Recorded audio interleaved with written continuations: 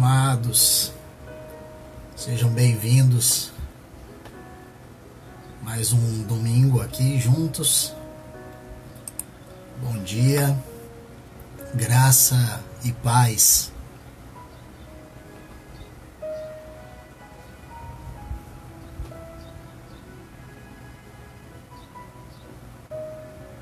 Bom dia.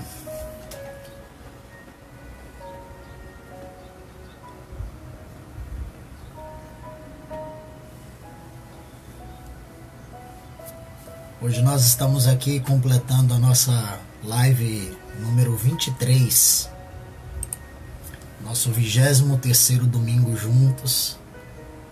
Essa pandemia tem trazido algumas vantagens, pra gente. E uma delas é exatamente essa proximidade que nós temos tido nas lives. Cada domingo nós temos estado aqui comentando um pouco sobre o reino, sobre o Senhor, sobre as coisas concernentes ao governo de Deus, sobre a eternidade. Temos trazido aí alguns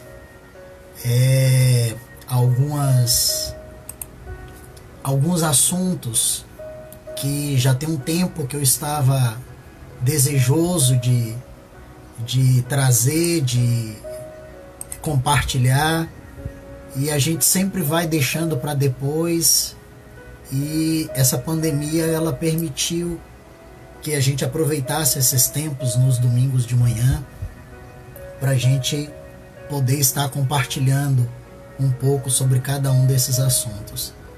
Então estamos aqui mais uma vez, nosso 23º domingo, e que o Senhor nos permita que a gente consiga ter outros domingos, outros assuntos para a gente poder compartilhar. Amém? Que o Senhor nessa manhã nos conduza em paz, nos conduza em triunfo, nos dê graça, sabedoria, discernimento necessários para que a gente consiga compartilhar da palavra, para que a gente consiga entender a vontade de Deus, entender aquilo que Deus tem para nós nessa manhã. Amém. Então eu queria começar com vocês hoje lendo um texto que está lá em Romanos capítulo 15, verso 18. Eu vou dar um tempo para que você abra aí a sua Bíblia. Romanos capítulo 15, versos 18.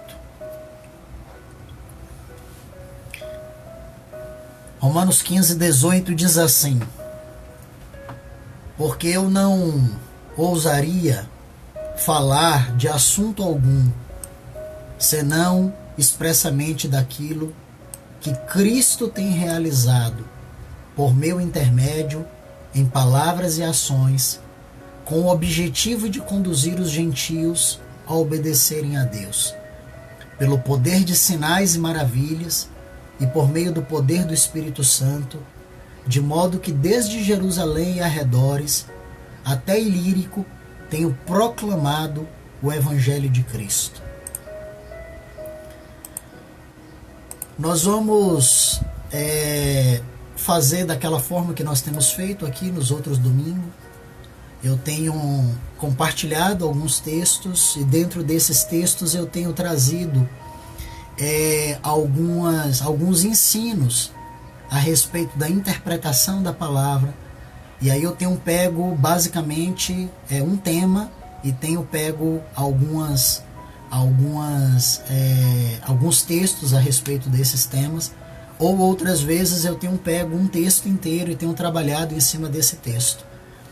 Então, hoje nós vamos conversar um pouco sobre a vida de um discípulo, sobre o que é um discípulo, sobre qual deve ser o procedimento de vida de um discípulo, como que deve ser o dia a dia de um discípulo. E voltando aqui no nosso texto de Romanos, eu vou ler ele de novo, para nós começarmos, para vocês entenderem o que nós vamos tratar hoje. Nós vamos falar sobre a vida de um discípulo. E Paulo escreve, o autor de Romanos escreve aqui, aquela igreja, a igreja de Roma, É muito interessante a gente entender a dinâmica daquela igreja, né? Roma era uma cidade onde era o centro do governo, do Império Romano. Os irmãos ali sofriam muitas perseguições, muitas tribulações, porque o governo de Roma estava exatamente naquela cidade, e era um governo opressivo, presente, contrário aos cristãos. E o autor da carta aos Romanos escreve dizendo o seguinte: porque eu não ousaria falar de assunto algum, senão expressamente daquilo que Cristo tem realizado, por meu intermédio, em palavras e ações, com o objetivo de conduzir os gentios a obedecerem a Deus, pelo poder de sinais e maravilhas e por meio do poder do Espírito Santo, de modo que desde Jerusalém e arredores até Ilírico eu tenho proclamado o Evangelho de Cristo. Nós vamos pegar algumas palavras aqui desse texto. A primeira palavra que nós vamos pegar aqui é gentil, que Paulo fala que ele tem um objetivo de conduzir os gentios a obedecerem a Deus. Então, o que eram os gentios? A palavra gentil, ela era usada para designar alguém que não era israelita, que não era da tribo de Israel. Então, a palavra gentil significava qualquer clã, qualquer grupo de família que não pertencesse ao povo de Israel. E quando ele era usado no plural, gentios, era para designar qualquer povo, qualquer nação que não pertencesse a Israel. A palavra que aparece ali é etnos. Etnos significa etnia. Qualquer nação, qualquer grupo de pessoas que não fossem israelitas. Tá? Coloquei aí para você, etnos. Bom, então eu vou ler de novo o versículo 18, já fazendo essa tradução. Tá? Então o versículo 18 ele ficaria assim: porque eu não ousaria falar de assunto algum, senão expressamente daquilo que Cristo tem realizado por meu intermédio, em palavras e ações, com o objetivo de conduzir qualquer tribo, qualquer nação, qualquer grupo de pessoas a obedecerem a Deus, pelo poder de sinais e maravilhas e por meio do poder do Espírito Santo. Tem outro termo que eu quero ressaltar daqui. Paulo fala o seguinte: por meu intermédio, em palavras e ações. Então nós vamos agora estudar esses dois termos, palavras e ações. O termo que aparece ali para palavra, ele poderia ser dabar, mas não é. Tá? Vou pôr aqui para vocês. As pessoas pensam que o termo que aparece ali seria dabar, para palavra. Por quê? Porque dabar é um discurso, é uma pregação. Dabar é a eloquência.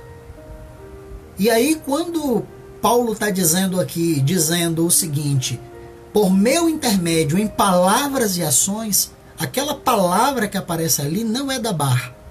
Então não é um discurso, não é uma pregação. A palavra que aparece ali é logos.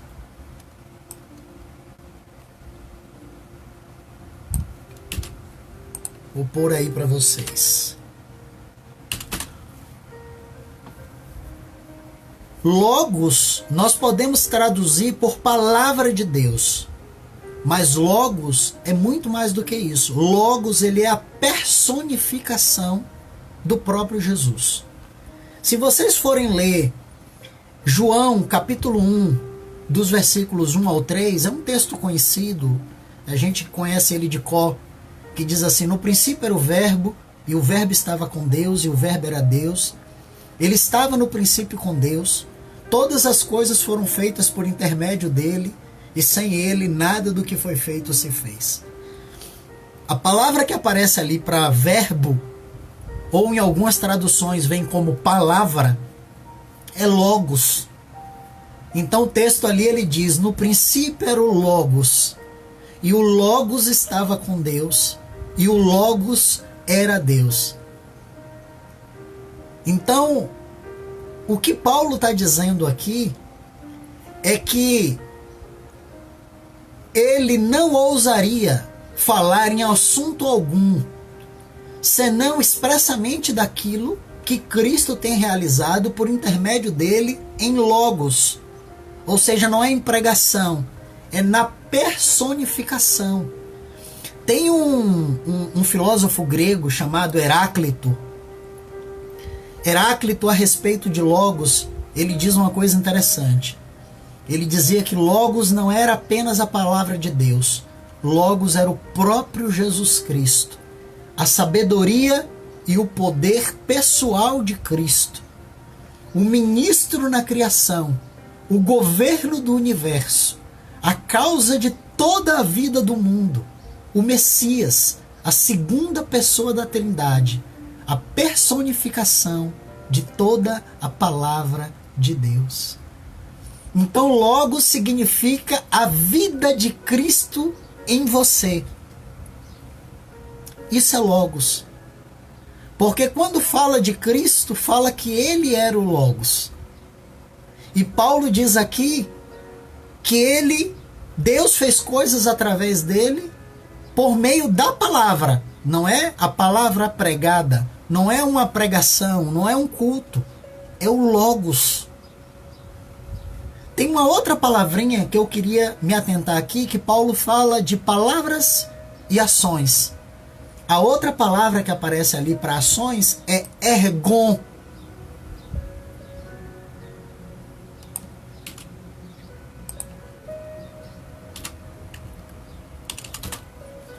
Ergon é tudo aquilo que você está ocupado fazendo.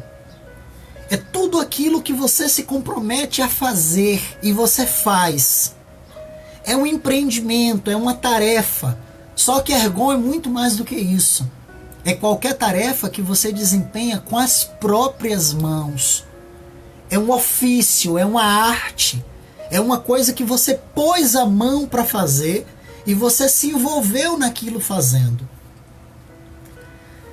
Então, eu quero ler de novo esse texto de Romanos 15, versículos 18 e 19, só que eu quero ler ele agora já com essas palavras traduzidas. Eu quero já trazer traduzido logos, já trazer traduzido ergon, já trazer traduzido o etnos, gentios, palavras e ações. Então esse texto ele ficaria exatamente assim, traduzido ipsi letterim, letra por letra, ponto por ponto. A tradução correta desse texto seria Romanos capítulo 15, dos versos 18 ao 19. Seria assim: porque eu não ousaria falar de assunto algum, senão expressamente daquilo que Cristo tem realizado por meu intermédio, através da vontade de Deus que está na palavra e que eu tenho vivido na minha vida, e de todo o trabalho eterno que eu tenho feito com as minhas próprias mãos, com o objetivo de conduzir qualquer tribo, qualquer nação, qualquer grupo de pessoas a obedecerem a Deus, pelo poder de sinais e maravilhas e por meio do poder do Espírito Santo. Essa seria a melhor tradução para esse texto de Romanos. Eu vou pôr aí para vocês, mas essa seria a melhor tradução. Romanos, capítulo 15, dos versos 18 ao 19, A melhor tradução seria essa. Porque eu não ousaria falar de assunto algum, senão expressamente daquilo que Cristo tem realizado por meu intermédio, através da vontade de Deus que está na palavra, e que eu tenho vivido na minha vida, e de todo o trabalho eterno que eu tenho feito com as minhas próprias mãos, com o objetivo de conduzir qualquer tribo, qualquer nação, qualquer grupo de pessoas a obedecerem a Deus, pelo poder de sinais e maravilhas e por meio do poder do Espírito Santo. É sempre bom a gente deixar claro aqui que quando eu falo que seria a melhor tradução, é porque na verdade a Bíblia ela tem várias traduções. A Bíblia ela foi escrita, ela tem expressões no grego, expressões no hebraico, expressões no aramaico. Ela foi escrita nas linguagens originais daquela época, naquele local. E depois ela foi traduzida para várias línguas, para várias nações. A partir do momento que a Bíblia foi traduzida, existem algumas expressões na Bíblia que elas significam uma frase inteira. Elas significam uma explicação. Então, a partir do momento que houve a tradução da Bíblia, por isso que nós temos várias traduções, nós temos a Nova Versão Internacional, Bíblia na linguagem de hoje, nós temos a João Ferreira de Almeida atualizada, João Ferreira de Almeida revista e corrigida, nós temos a Reina Valera, nós temos a LTT, nós temos a Pastoral, nós temos a Viva, nós temos a King James, que é uma que eu gosto muito. Mas é muito importante entender que cada tradução da Bíblia, ela pegou essas palavras e ela tornou essas palavras de uma forma que você conseguisse entender na sua linguagem. E aí, nessa tradução, algumas coisas se perderam. Se perderam porque o original, ele tem um significado muito maior do que aquilo que está escrito. Então, voltando, Paulo diz aí, eu não ousaria falar de assunto algum. Amados, hoje nós vivemos uma época em que todo pastor, todo diácono, todo profeta, todo mestre, todo qualquer coisa quer pregar sobre qualquer assunto. Sobre tudo. Eu já ouvi pregações desde da capa de Eli até a vara de Moisés. Mas Paulo afirma aqui dizendo, eu não ouso falar de assunto algum, senão apenas daquilo que Cristo tem realizado por meu intermédio. Através da vontade de Deus que está na palavra e que eu tenho vivido na minha vida. Eu não vou falar da vida dos outros, eu vou falar da minha vida. E através de todo o trabalho eterno que eu tenho feito com as minhas próprias mãos, Paulo está dizendo, eu vou falar de mim, eu vou falar da minha vida, eu vou falar daquilo que eu estou vivendo. E sabe por que eu tenho essa vida? Qual é o objetivo?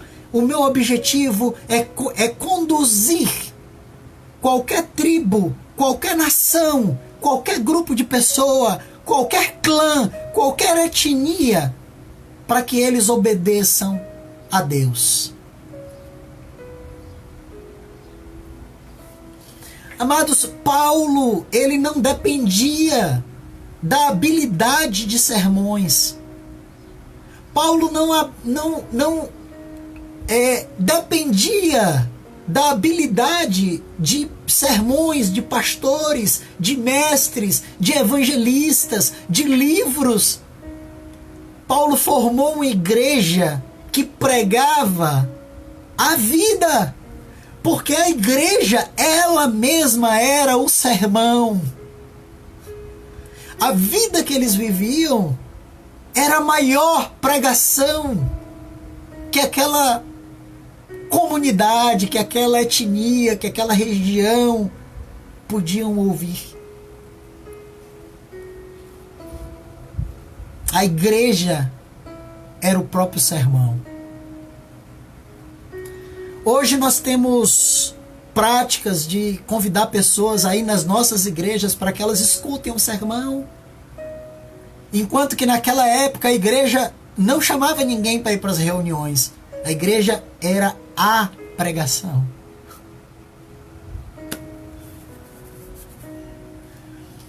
Primeira Tessalonicenses, capítulo 1, versículo 8. Vamos lá, 1 Tessalonicenses, capítulo 1, versículo 8. Ele diz assim: porquanto, a partir de vós, não somente a palavra do Senhor foi proclamada na Macedônia e na Acaia, mas também a vossa fé em Deus tornou-se conhecida em todos os lugares, a ponto de não ser necessário que acrescentemos mais nada a isso. Que declaração linda, maravilhosa, que declaração espetacular. Que coisa linda isso. Eu fico emocionado. Eu fico imaginando esses irmãos quando leram essa carta de Paulo. E quando ouviram Paulo dizer que não precisava acrescentar nada, porque a palavra do Senhor foi proclamada na Macedônia, na Acaia, e a fé daqueles irmãos se tornou conhecida em todos os lugares. E é interessante que a palavra que aparece ali para proclamar, que diz assim, a palavra do Senhor foi proclamada. A palavra que aparece ali para proclamar é exerciomai. E exerciomai significa ecoar, soar. Era o barulho que era feito pela trombeta dos exércitos quando eles iam para a guerra. Exerciomai. Os exércitos, quando eles iam para a guerra, eles queriam mostrar a força, eles queriam mostrar o poder, eles queriam mostrar que eles eram muitos. E eles batiam os pés no chão para fazer barulho, e os trombeteiros tocavam, exerciomai. Eu vou tocar aqui, e quem estiver longe vai olhar para ver. Quem estiver longe vai ter curiosidade de saber que barulho é esse. E era isso que Paulo estava dizendo. A vida daqueles irmãos era uma pregação viva, era uma pregação intensa, era uma pregação constante. A postura de vida deles ecoava de tal forma que a vida deles era conhecida por todos. E toda a população admirava a vida daqueles irmãos. As pessoas, elas eram conhecidas não pela pregação delas, mas conhecidas pela vida, pela postura de vida. E Paulo afirma aqui uma coisa interessante. Paulo diz que a pregação deles foi proclamada e se tornou conhecida. A palavra que aparece ali, vou mostrar aqui para vocês, é pleró. Pleró ou pleru é de pleno. Pleno. E Paulo está afirmando que a postura daqueles irmãos, a vida deles era uma vida plena. Não havia necessidade de fazer nenhuma complementação. Não havia necessidade de você fazer nenhuma ressalva. Se alguém chegasse e perguntasse assim, o que você tem a dizer? Eu não tenho a dizer mais nada. Tudo que eles tinham a pregar sobre Cristo, eles já pregaram com a própria vida. Paulo diz, eu ao ponto de não ser necessário que eu acrescente mais nada. Eu não preciso acrescentar mais nada na pregação de vocês, na vida de vocês. Se alguém perguntasse como é a vida dos discípulos, como é a vida de um discípulo de Cristo, se alguém chegasse para Paulo e dissesse assim: Paulo, apóstolo, né? Não o Paulo aqui, mas o Paulo apóstolo, o grande, não o pequeno. Se alguém chegasse para Paulo e perguntasse para ele como é a vida de um discípulo de Cristo, Paulo responderia: imite a vida desses irmãos. Eu não preciso falar mais nada. Se você imitar a vida deles, você será pleno, porque tudo que eles precisam viver, eles estão vivendo. Vocês não precisam abrir, mas em 2 Timóteo 2,9, para os que estão anotando, 2 Timóteo 2,9, Paulo diz assim: eu sofro ao ponto de ser preso como criminoso, mas a palavra de Deus, ela não está algemada. A palavra de Deus, ela está solta, ela não está presa. Porque por mais que você proíba a pessoa de falar, você está proibido de falar de Jesus, mas você não pode me proibir de imitar Cristo. A verdadeira pregação é aquela que nós fazemos com a própria vida. E é isso que Paulo fala a respeito da igreja primitiva. Amados, não era pregação. Vai chegando o final de semana e você vê os cultos nas congregações, os meus irmãos, os meus pastores amigos, e você vê, é culto na quinta, é culto na sexta, é culto no sábado, é culto no domingo, e as pessoas são convidadas para ouvir pregadores.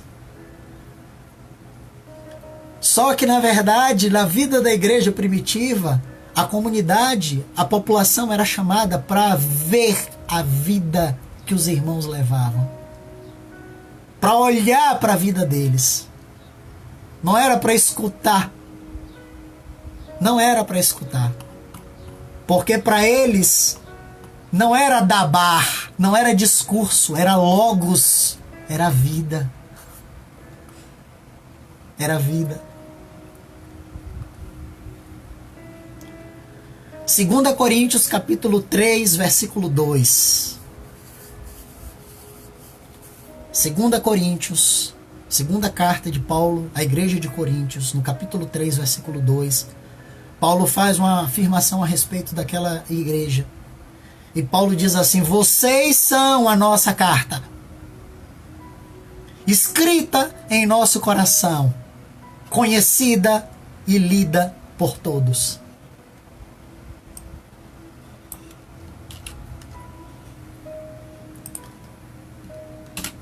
Duas palavrinhas que Paulo fala aí: conhecida e lida. Ginosco, anaginosco.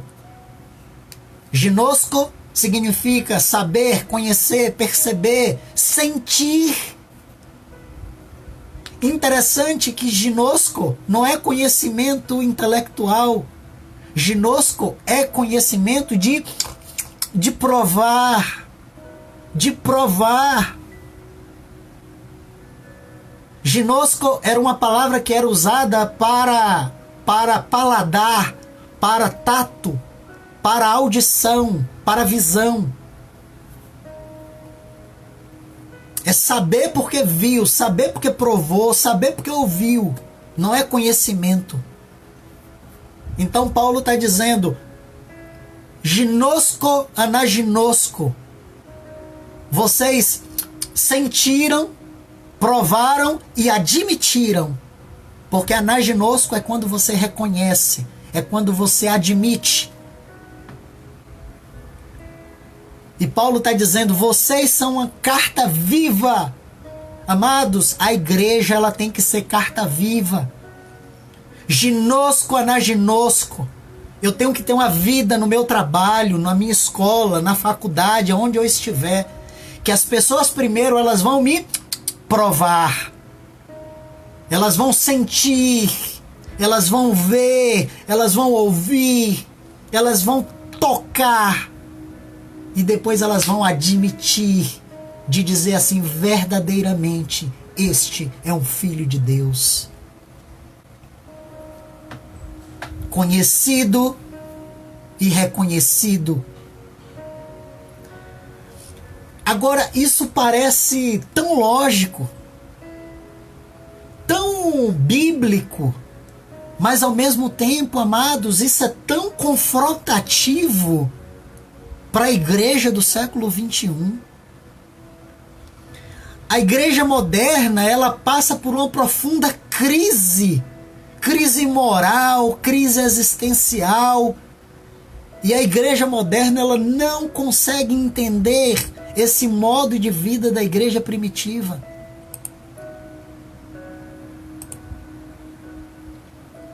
Parece que há uma lacuna, um abismo enorme entre a igreja moderna e a realidade histórica da igreja primitiva, que foi fundamentada por Cristo, que foi doutrinada pelos apóstolos.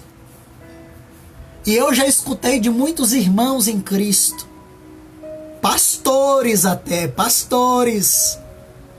que sentando comigo falaram assim, não, tudo isso que você está dizendo era para aquela época. Porque a nossa época mudou. Hoje as coisas estão mudadas.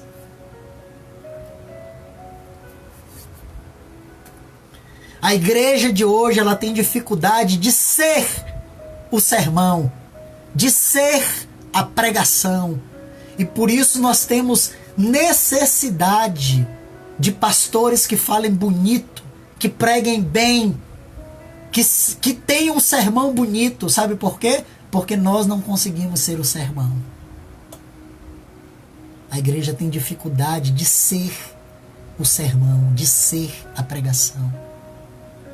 Os pastores de hoje, eles pregam sobre tudo. Eles pregam sobre Davi, eles pregam sobre Sansão, eles pregam sobre Moisés, pregam sobre Noé, pregam sobre Paulo, pregam sobre Pedro, pregam sobre Timóteo, pregam sobre qualquer outro personagem. Eu já vi um pastor pregar 2 horas sobre a jumenta de Balaão.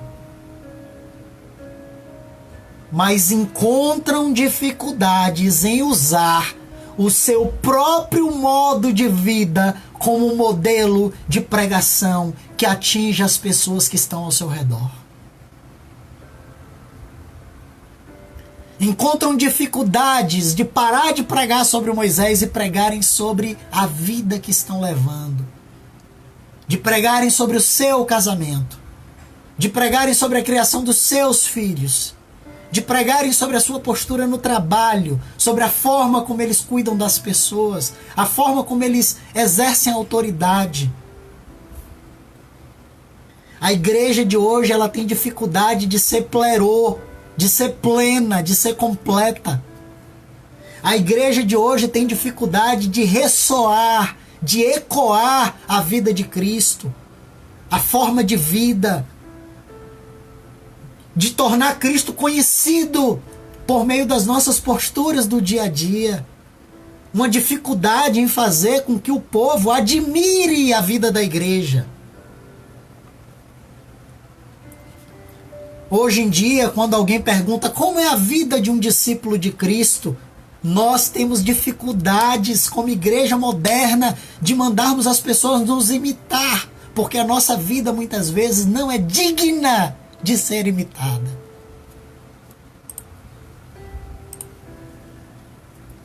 Pelo contrário, nós precisamos ficar fazendo ressalvas. Paulo fala a respeito daqueles irmãos dizendo, eu não preciso completar mais nada. Não, os crentes de hoje a gente precisa ficar fazendo ressalvas, considerações, ponderações, dizendo para as pessoas, olha, cuidado, viu, cuidado. Fulano diz que é cristão, mas não imite ele não. Cicrano diz que é pastor, diz que é bispo, diz que é apóstolo, que é obreiro, mas não olhe para as coisas que ele faz. Não preste atenção ao modelo de vida dele. Amados, que coisa estranha que estamos vivendo. Que momento esquisito esse que a igreja vive. Nós precisamos entender Romanos capítulo 15. E nós precisamos entender que ali tem um segredo. Romanos capítulo 15 tem um segredo, amados. Esse segredo é como uma chave de contato, que ele acende uma fonte de poder e que ele é capaz de impulsionar a restauração do modelo de vida da igreja. É uma chavezinha que, se você descobrir ela e você apertar ela, sai poder.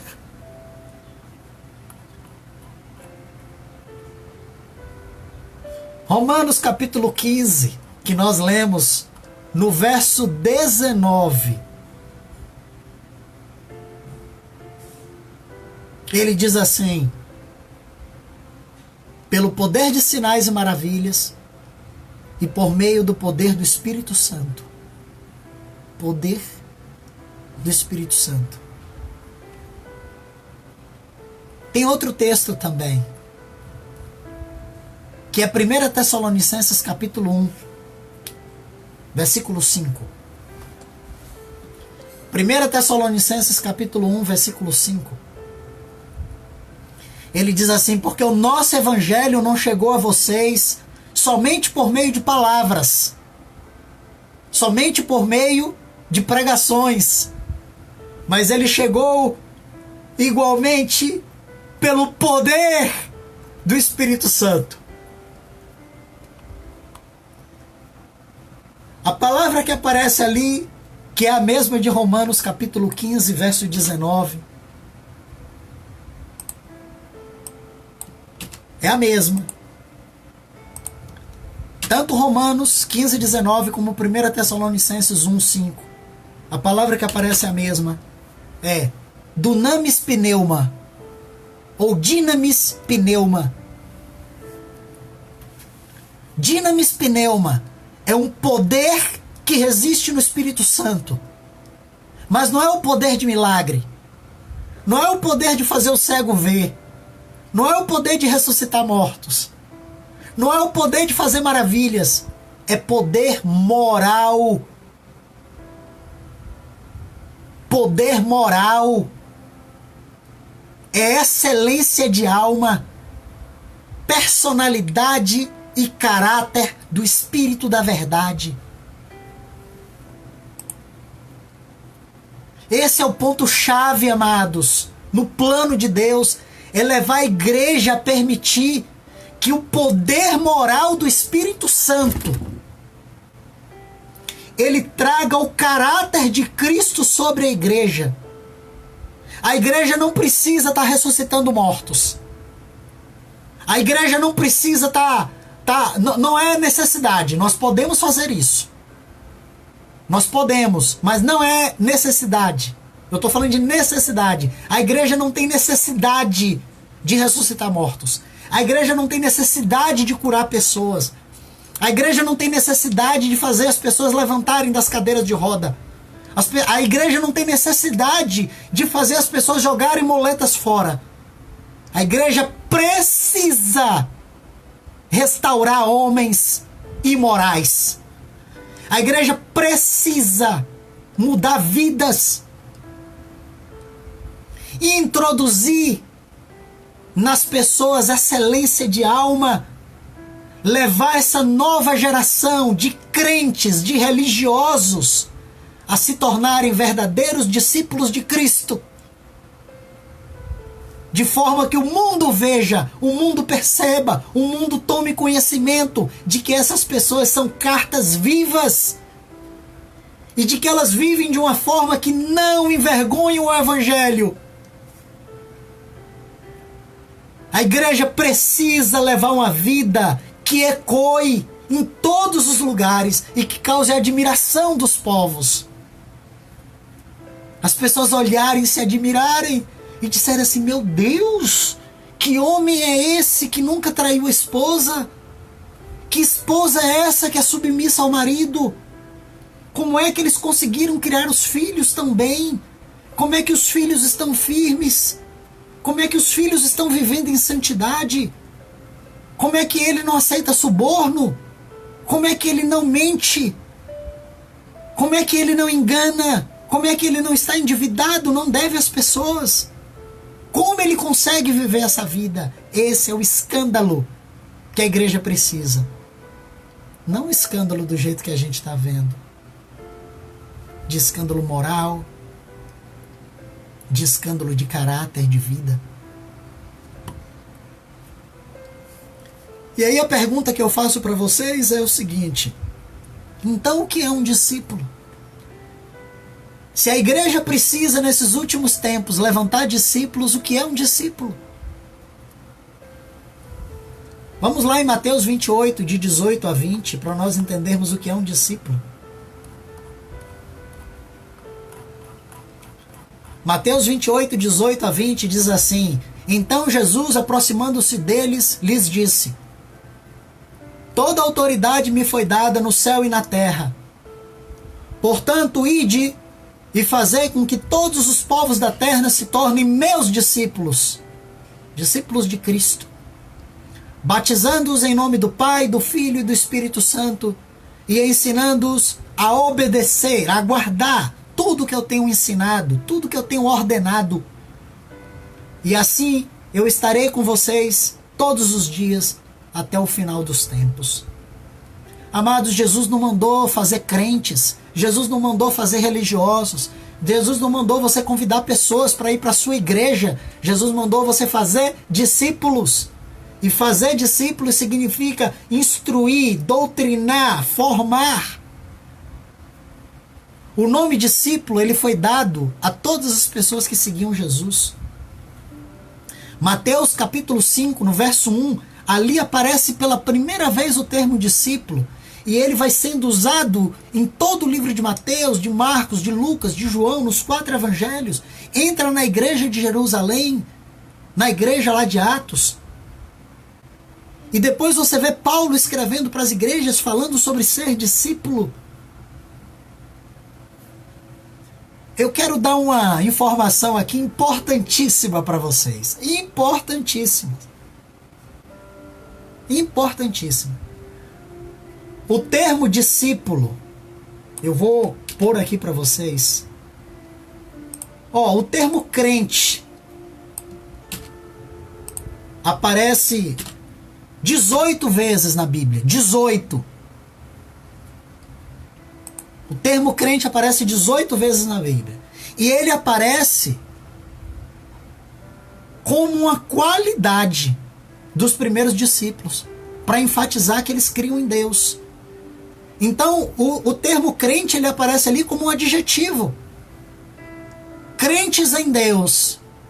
Ele aparece ali para denotar uma qualidade. E aí ele aparece 18 vezes. O termo cristão, ele aparece 3 vezes. 3 vezes em toda a Bíblia. 3 vezes. E ele aparece ali, não é as pessoas falando de si mesmo. As pessoas não diziam, eu sou cristão. Era um apelido, amados, pejorativo, que era dado pelo povo aos discípulos que viviam igual a Cristo. Não era uma coisa bonita. Era um xingamento, vamos dizer assim, era algo pejorativo.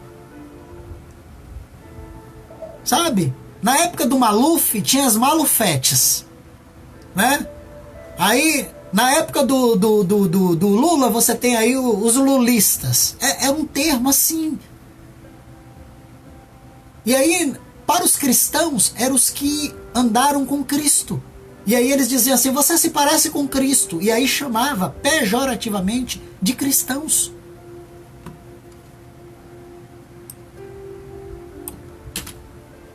Agora, um dado aqui importante, a palavra discípulo, ela aparece 268 vezes somente no Novo Testamento.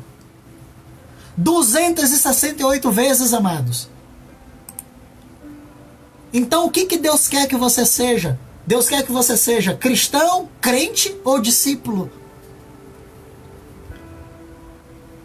Nós vivemos hoje numa sociedade em que nós acreditamos que se nós conduzirmos uma pessoa à reunião, ela levanta a mão, ela aceita Cristo, pronto.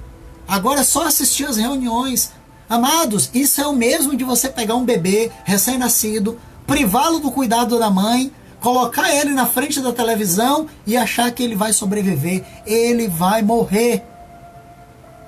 Fazer discípulo pressupõe cuidados, ensino, instrução, formação de vida. Não é possível você pegar uma pessoa, batizar ela e largar ela. Cristo formou 12 homens, formou tudo neles. Ensinou a eles desde o pagamento do imposto até falar a verdade.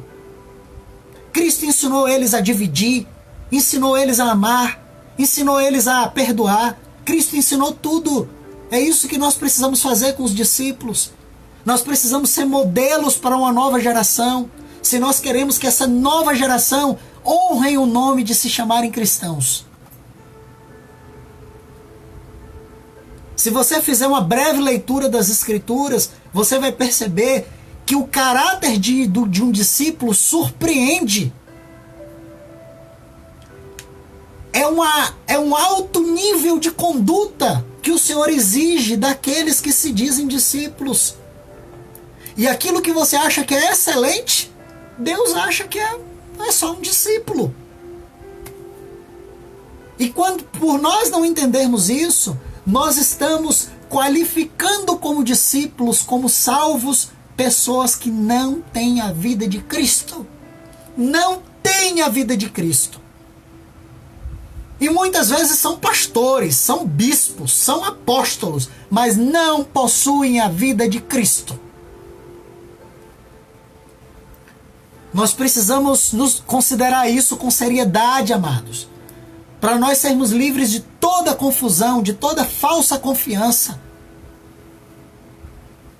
Nós precisamos entender bem o que é um convertido, o que é um crente, o que é um discípulo, segundo o conceito de Deus.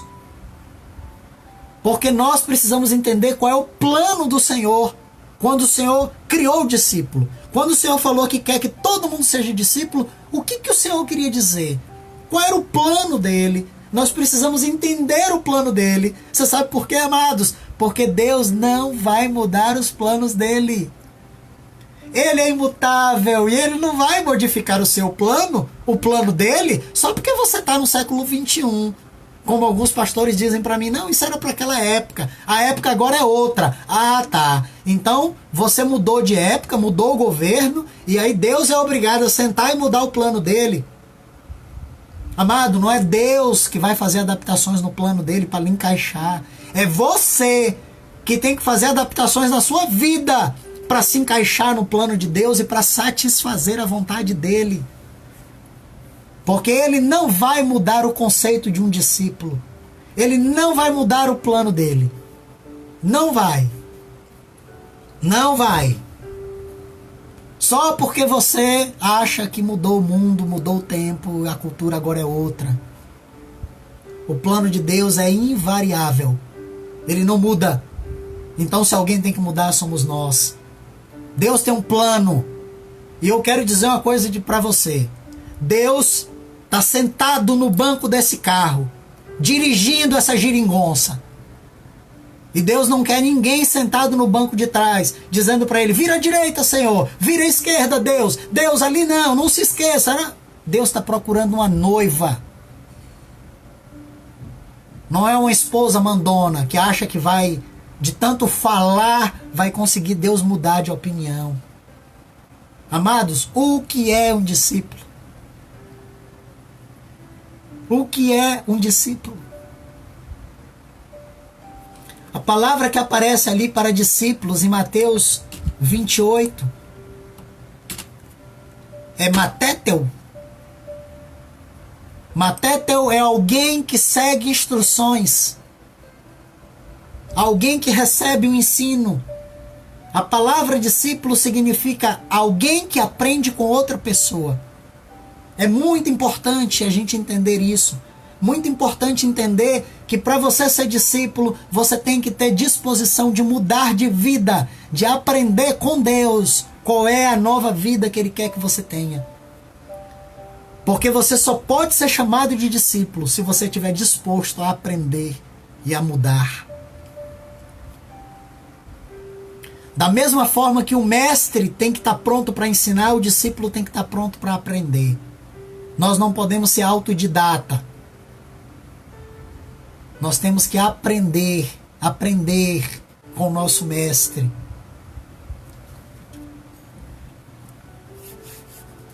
O discípulo, ele precisa ser modelo de vida, amados. Ele precisa ser modelo de vida. 1 João, capítulo 2, versículo 6. Vamos lá, esse texto eu vou esperar você pegar. Já estamos no finalzinho.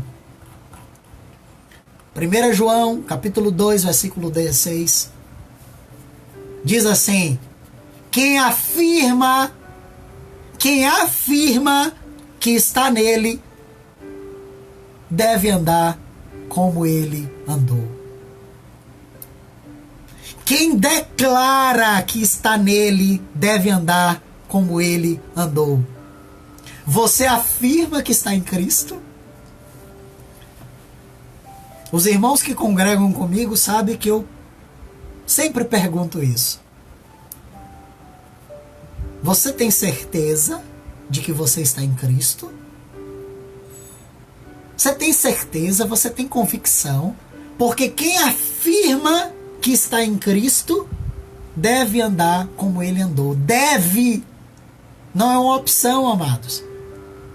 João aqui não está se referindo a algo estático. João está indicando que nós temos que imitar a imagem dinâmica do nosso Senhor e Mestre. E assim como nosso Senhor e Mestre obedeceu, amou, agiu, pregou, assim também nós, que afirmamos que somos seus discípulos, nós também temos que obedecer, amar, agir, pregar da mesma forma, seguindo os passos dele. E hoje eu vejo por aí líderes, pastores, bispos, ensinando o que Jesus não ensinou, vivendo o que Jesus não viveu, praticando o que Jesus não praticou. E que tipo de geração ele produz? Que tipo de geração ele produz? Qual o fruto que ele produz? Gente que também vai ensinar o que Jesus não ensinou, vai viver o que Jesus não viveu e vai praticar o que Jesus não praticou. E nós precisamos mudar isso, transformar essa nova geração por uma geração de discípulos.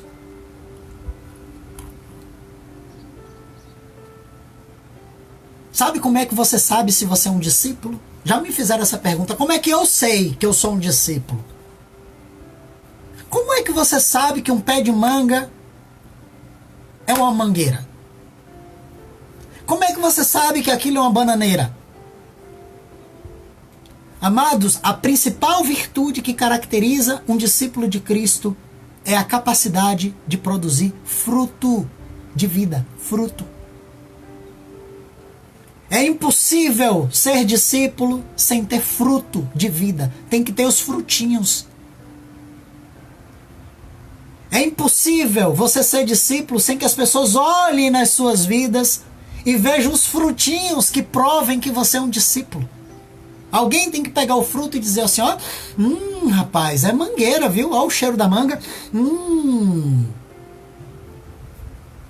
O fruto é a parte visível do discípulo, é o testemunho, é aquilo que está manifestado, é aquilo que qualifica ele. Jesus disse isso, Jesus disse que pelos frutos nós conheceremos a árvore. Amados, nós somos conhecidos pelos frutos. E é precisamente pelos frutos que nós conhecemos um discípulo. O fruto é aquela parte que faz a gente saber se nós estamos diante de uma vida aprovada por Deus.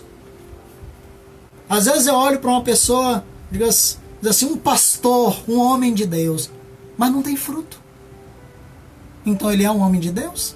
Não é. Às vezes a pessoa diz assim, porque eu sou uma mulher de Deus, mas no fruto da vida, do dia a dia, a gente não consegue achar nada ali de mulher de Deus, não consegue achar nada de homem de Deus. A gente procura os frutos e não tem nada. Nada. Quando o Espírito Santo introduz a palavra viva na nossa vida, o Logos, o Cristo, o Espírito vivificador. Isso é capaz de reproduzir em nós o caráter de Cristo. Porque a palavra de Deus, ela é a semente da vida de Cristo em nós. A primeira operação que o Espírito Santo faz quando a gente se converte não é nos tornar mais felizes, não é nos tornar mais simpáticos, não é nos tornar mais abençoados, como eu vejo aí em muitas denominações. Pare de sofrer, venha ser abençoado, Deus tem um plano para você, Deus tem uma chave, olha, eu vejo uma chave, Deus quer lhe dar coisas, Deus quer abrir portas, blá, blá, blá, blá, blá. Amados, balela. Sabe o que Deus quer de nós? Nos tornar semelhantes a Cristo. Isso está escrito em Romanos 8, 28, 29, que a gente tem de cor. Todos os quantos conheceram.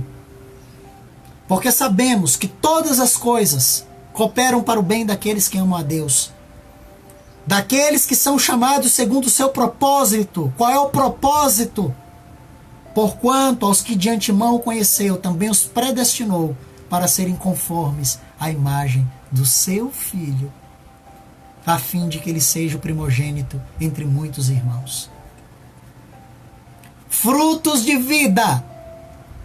Ser parecido com Cristo. Paulo Henrique está perguntando aí, quais seriam os frutos esperados para um discípulo? O discípulo ele tem que estar cheio do Espírito Santo. Não é? Se ele é um discípulo, ele está cheio do Espírito Santo. Então, se ele está cheio do Espírito Santo, quais os frutos que ele vai dar? Frutos do Espírito. E quais são os frutos do Espírito? Quais são os frutos da carne? Quais são? Amor, paz, bondade, alegria. Né? Quais são os frutos do Espírito Santo? E quais que são os frutos da carne?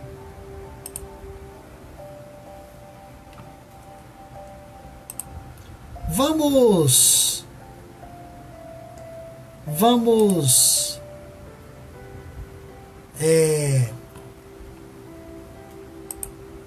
ler aqui Gênesis capítulo 1, 24 a 26, e aí a gente responde aí essa pergunta. Gênesis 1, 24 a 26.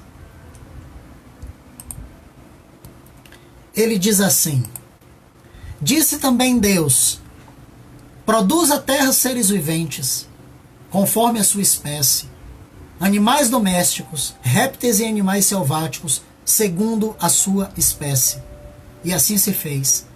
E Deus fez os animais selváticos segundo a sua espécie, e os animais domésticos segundo a sua espécie, e todos os répteis da terra conforme a sua espécie. 5 vezes se repete, segundo a sua espécie. Na reprodutibilidade, é assim que nós reproduzimos. Eu me reproduzo segundo a minha espécie, você se reproduz segundo a sua espécie. Amados, crentes geram crentes. Cretinos geram cretinos. Discípulos geram discípulos. Você tem que decidir o que você quer ser. Crente, cretino ou discípulo. Você tem que decidir. Porque a vida que a gente leva, a gente gera frutos na nossa vida e as pessoas nos imitam. 1 João capítulo 3, versículo 10. Vamos lá. 1 João capítulo 3, versículo 10.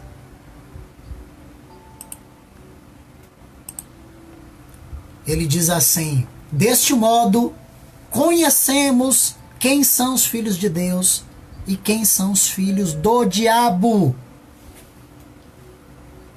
Quem não pratica justiça não procede de Deus, Então quem não pratica justiça procede de quem? Filho do diabo.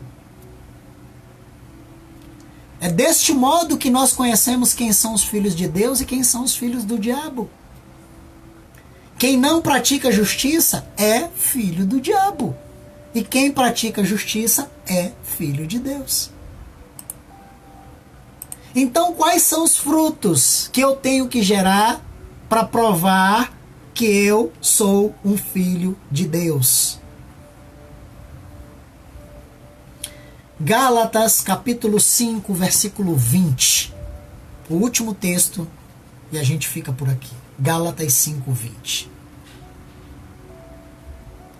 Vamos começar do 19. Gálatas 5, 19.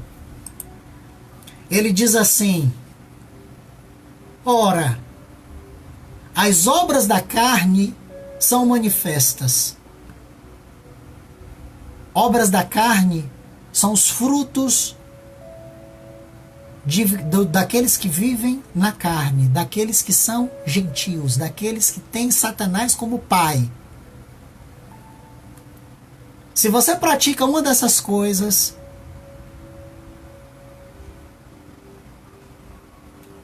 Satanás pode ser teu pai. Ele diz aqui: prostituição, impureza, lascívia,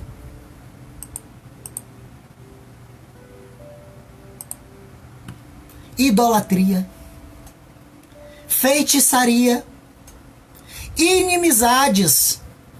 Ah, tá brigado com fulano, tá brigado com ciclano. Não falo com ele. Cuidado. Contendas, brigas e discussões, ciúmes, ataques de ira, facções. Sabe o que é facções? Brigas de grupinhos, dissensões, os partidarismos, as invejas, as bebedices, as orgias e coisas semelhantes a essas, contra as quais eu vos previno, como antes eu já preveni, que os que praticam tais coisas não herdarão o reino de Deus. Por que não herdarão o reino de Deus, Paulo? Porque são filhos do diabo. E como são filhos do diabo, não herdarão o reino de Deus. Na Bíblia Viva, a tradução para esse texto é: entretanto, vocês que seguem suas próprias inclinações erradas vão produzir os seguintes resultados: pensamentos impuros, prazer carnal, idolatria, feitiçaria, ódio, ciúme, ira, queixas, críticas, sentimento de que está todo mundo errado, menos o do seu próprio grupinho, inveja, falsas doutrinas, assassinatos, embriaguez, divisões ferozes. Pois eu vou dizer uma coisa para vocês que eu já tinha falado antes, que todo aquele que leva esse tipo de vida não herda o reino de Deus. E quais são então os frutos do Espírito? Quais são os frutos de um discípulo? Versículo 21. Versículo 22. Diz assim: mas quando o Espírito controlar a sua vida, ele vai produzir em você outra espécie de fruto: amor, alegria, paz, paciência, bondade, retidão, fidelidade, mansidão e domínio próprio. Essa é a diferença entre um discípulo e alguém que é gentil, que não é discípulo.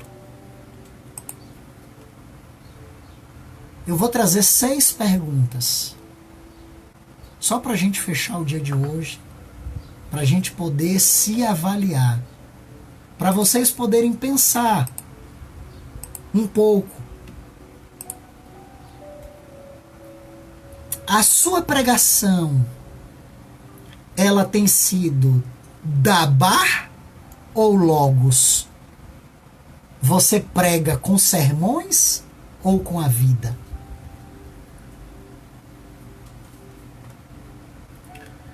A sua forma de viver, ela é poderosa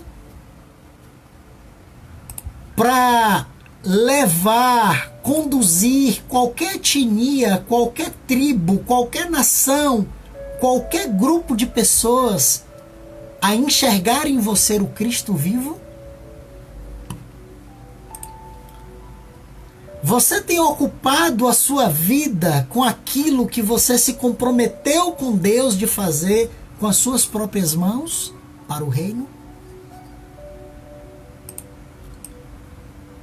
A maneira que você vive no dia a dia, no seu trabalho, na escola, na faculdade, na sua família, com os seus vizinhos, aonde você estiver, ela é uma forma plena? Você é plerô, é cheio, é pleno, é completo, é abundante, é perfeito, de forma que ninguém precise completar mais nada? Ou você precisa de alguém que vem atrás de você, corrigindo, complementando e fazendo ressalvas na forma como você vive? Sua forma de vida, ela é uma pregação viva, intensa, constante? A sua postura ecoa? A sua vida é conhecida e é admirada pelas pessoas? Você tem o dinamis pneuma? O dinamis pneuma, que é o poder que reside no Espírito Santo, o poder moral? Você tem o caráter do Espírito da verdade?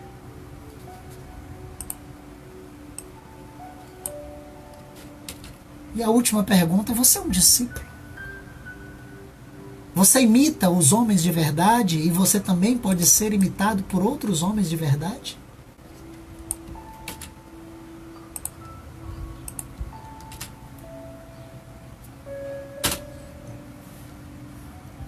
É algo para a gente pensar.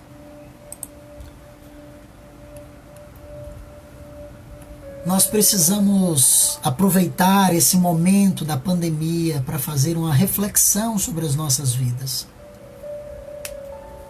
Como eu disse aqui na última live, tudo tem tempo debaixo dos céus.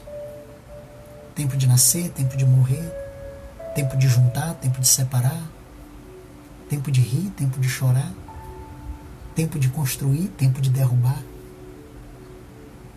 E nós precisamos aproveitar esse momento da pandemia, que é um momento que eu estou passando agora na minha vida, em que eu estou fechando um ciclo e começando outro ciclo. Eu estou saindo de um local de trabalho, estou indo para outro local de trabalho, um outro momento na minha vida.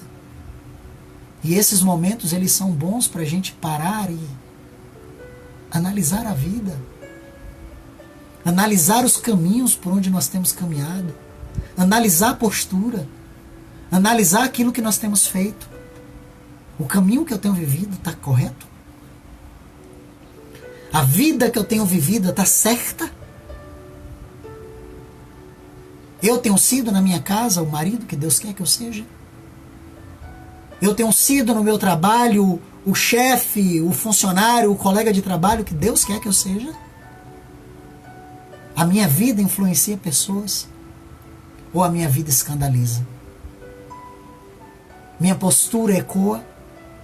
As pessoas olham para mim e ficam admiradas com o reino? Ou as pessoas olham para mim e dizem assim: detesto cristão, tenho pavor de crente? O que as pessoas dizem quando olham para mim? São momentos, amados, na nossa vida que nós precisamos parar e repensar. E eu quero conclamar você a ter esse tempo na sua vida, um tempo de reflexão, um tempo de meditação, um tempo de você analisar, de você avaliar se o caminho que você está seguindo está certo. Há muitos anos atrás, eu caminhei junto com um homem na Marinha, comandante Fausto.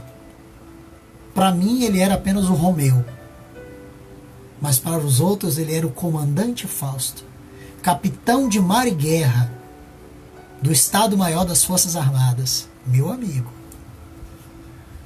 E o comandante Fausto, ele dizia o seguinte, que quando você está no meio do mar, num navio, tem duas coisas que tem que lhe guiar.